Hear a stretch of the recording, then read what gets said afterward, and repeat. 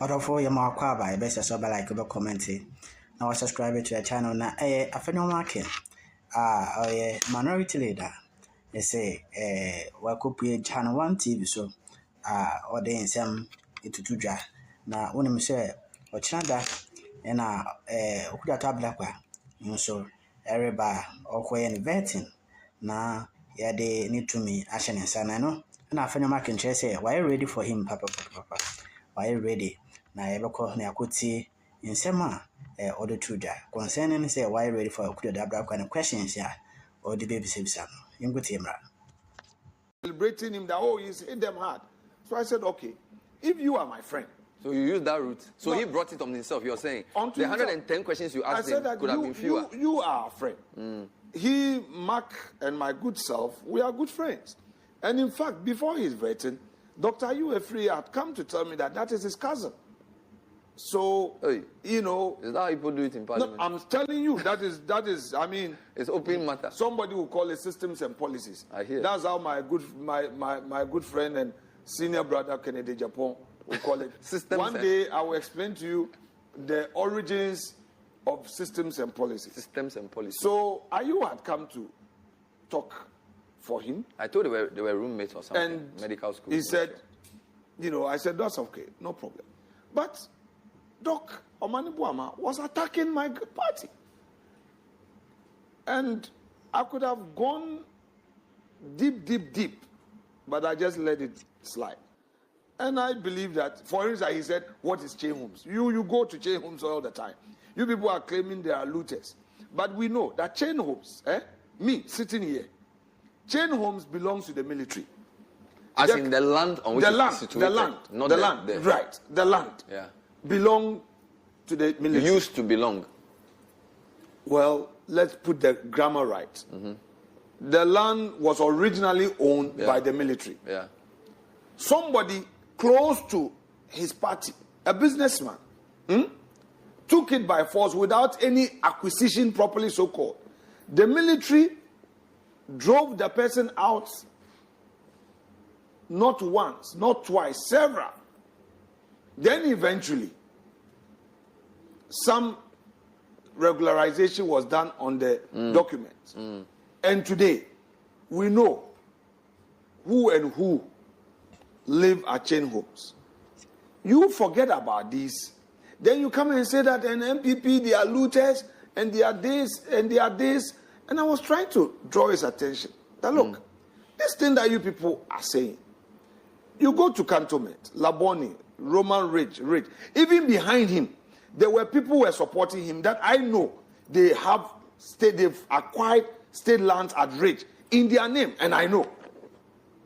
But what method did they use? I think that's the argument. I'll get there. Yeah. But you get out and you say some people are looting, and it hurts with respect. If something is wrong, it is wrong. But don't go attacking people when you know that they have not done anything wrong. But should the vetting be about equalization or about the suitability of the candidate? Well, in politics, if somebody wants you down and he's double speaking, he's being hypocritical, there's nothing wrong if you have to expose a person. All right? Why would you come and create an impression that the MPP brand is a brand of looters? No.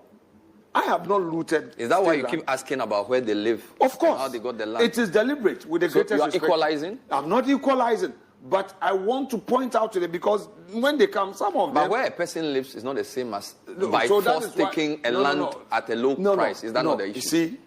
You see, have they established that any land has been acquired below the standard price? Have they established? They have not. That's for them to answer. Of course. You see, playing to the gallery, we know some churches that are situated on state land, state warehouses. Okay. Warehouses belonging to the state are now churches.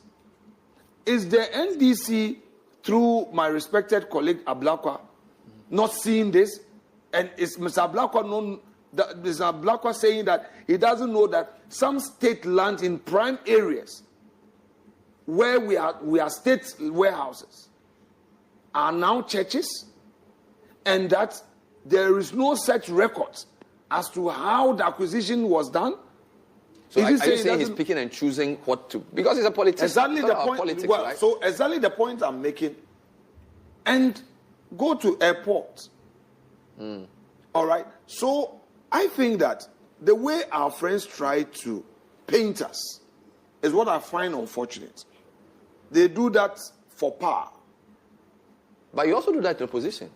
When NPP was campaigning, you also caricatured. You said Mahama was incompetent. You showed all the things he did wrong. Wait. Is that not... You're talking about politics now. I'm not. Is that not fair game for politicians? So should you bring that into vetting of governance? Because I want to distinguish between the politics you do on the platform and when you are on a stage to vet a candidate for the office of, say, defense minister. Is that the place to continue the politics? Should that not be more suitability, the rule of law and those kinds of things? In my view, respectfully, the suitability includes what you've said. As I'm on this, your platform, you are asking me questions. If I'm going to vie for any office and I have to be asked questions, what I've said would matter. Okay. How I conduct myself will matter. Whatever I've done in the public space will matter, including the policy I seek to drive. Fair enough. All right? So it's an all-inclusive thing, but I've also managed to introduce decency in the approach. I've shown nominees respect. I've not disrespected them, and that will be the last thing I will do. But at least today, through some of the interrogations we are doing, we know people are pulling down their Facebook posts. People have apologized. Now they know that GIS lands have not been looted. They know. Now they say we are... Which means that tomorrow in the vetting, we are going to hear more of this. Oh, it depends on... I cannot tell you how I'm going to approach it. It depends because on the Blackwell is coming tomorrow. But there are people...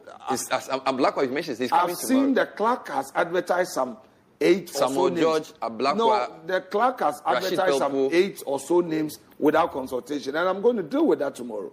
The clerk, normally, I mean, yesterday I was the chairman of the committee. Yeah. Today we're together.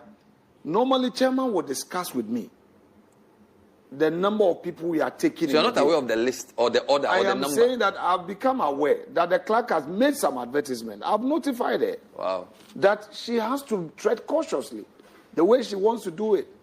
Because we were in government, she was a clerk to the committee. I'm not going to report her to her boss, but I've told her that when we were in government, we know how she did her work. She would always say she wants to go to ranking, which is Atufosen. Now it is MPP in opposition. And then you get up and advertise. And then you invite people. So you saw the list on social media just like I did? Exactly. Oh, wow. And then you come back and the people will say, oh, leader, I've invited my chiefs. And then my chiefs are here. And so what? If your chiefs are here and I don't know that you are going to be vetted, then you come and ambush me. And that is what the clerk is doing. The chair and I were in the chamber. Chairman didn't call to say that, oh, leader, tomorrow we are going to take 4. We're going to take 5. Then to see it on social media that the clerk has arrogated to herself some powers. No problem. I pray we're able to resolve it. But I don't know, as we sit, who we are going to take. But I've told you... There are about 7 names there. You don't think you can do all 7? I'm saying that I'm unaware. Wow. My chief whip and I spoke before I came on air. Nobody called him. He is also seeing it on social media. So clearly the committee is still not working together. I don't think it is a fault of the chairman. I don't think the clerk put names out without consulting? I respect the chairman. The chairman would engage me. We'll come back and finish with more points. My guest is the minority leader. So many things to talk about. We're discussing this thing you are wearing. But you wore the whole day on the floor too. What are you trying to say that we don't understand? You reserve the right to be quiet. But why didn't you ask Linda Okru any question? We thought that was... After spending all those hours on Omani Boama Facebook post, 110 questions, and then Linda Okru comes and you basically say, bye-bye. So many people were not happy with you. Well, it's part of it. When you ask so many questions, you are in trouble. When you don't ask at all, you are in trouble.